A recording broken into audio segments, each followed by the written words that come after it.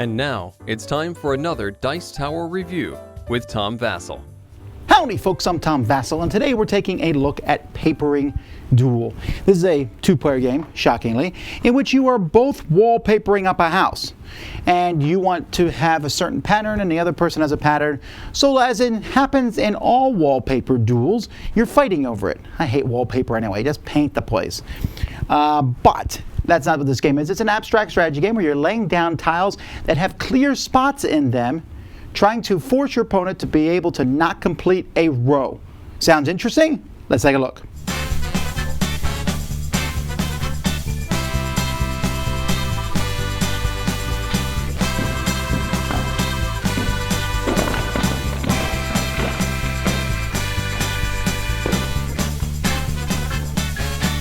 In this game, the board is placed in the box like this. You have a 3x3 grid. Each player is going to get a deck of cards. One person's cards are going to all have the card half with the two different kinds of wallpaper on it in three colors, red, orange, and purple, and three different types of shapes, stars, squares, and polka dots. The other player gets a very similar deck, except theirs are kitty corner like this. Each player is going to start with three cards from their draw pile.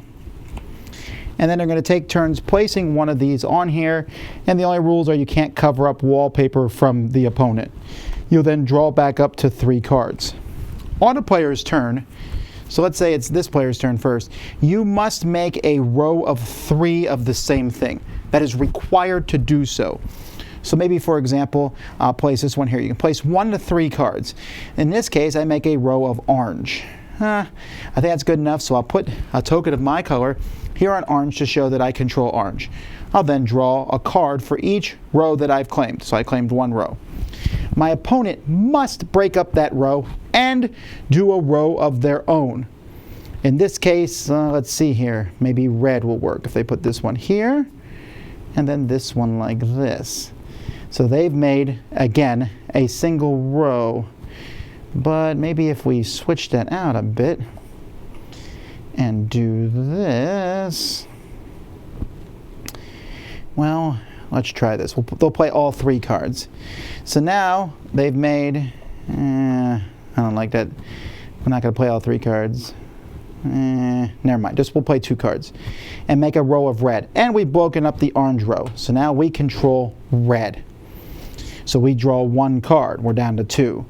My opponent must break up the red row. So this seems like that might work. They've broken up the red row and made a string of purple. So red is gone and they have purple, and they figure while they're at it, maybe we can get stars somewhere in here. So they play this one here like this, and we also have stars. So there's 2.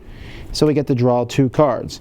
My opponent now must break up both of those, stars and purple. Well, that seems pretty easy to do, placing this one here. The stars are broken up, and oh no, purple is still 3, and I can't claim purple because you already control purple. So that doesn't seem to be very well. Oh, that helps purple also. Maybe if I put purple here, but that helps stars, and then I do that.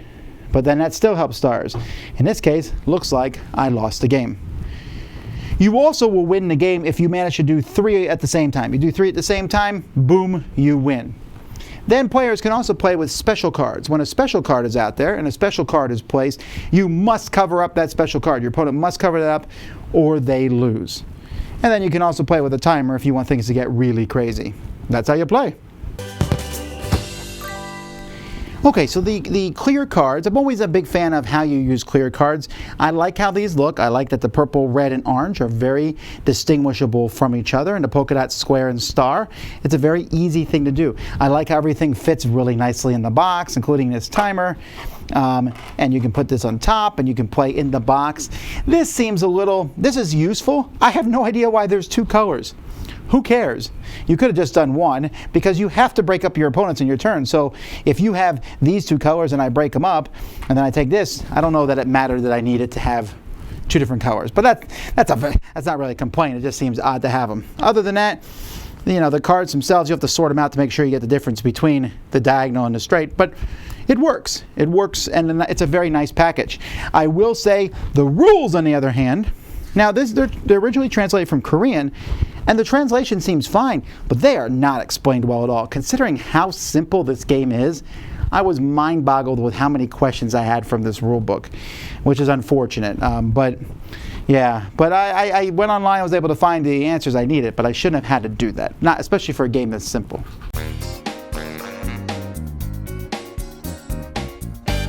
Ay, caramba. This is such a disappointment. I literally, when I played this, thought I must be missing something. So I went online and read everything I could find about it. There's just not a game in this box. The concept is, so there's two main problems with the game. The concept of the game is that you are placing a tile out. You have perfect information, sort of, kind of, not really, because you don't know what cards are coming up in the future. But you're placing it out, forming a row. You can manipulate your 3 cards in different ways. Heads up, not a lot of different options you have here. You have to break your opponent's row up, and you have to form a row of your own. There's only going to be so many ways about that. And you can spend a really long time looking for them, but you're going to only find a few ways. And then when you do that, if you have to use 2 cards and you only make 1 row, you draw 1 card. That's declining benefits. The game gets worse. It spirals into less fun and fewer choices. If you happen to draw the tiles and look, I can make 3 rows at the same time. You know what that is? That's luck. I don't get this game at all. And I've tried it multiple times. Like, okay, what am I missing here?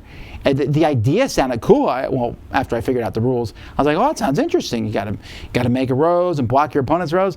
But it's literally, it's like putting you in a cage. It's like playing checkers and saying, on your next turn, you must jump this piece. And then put a piece in a position where it can't be jumped by your opponents.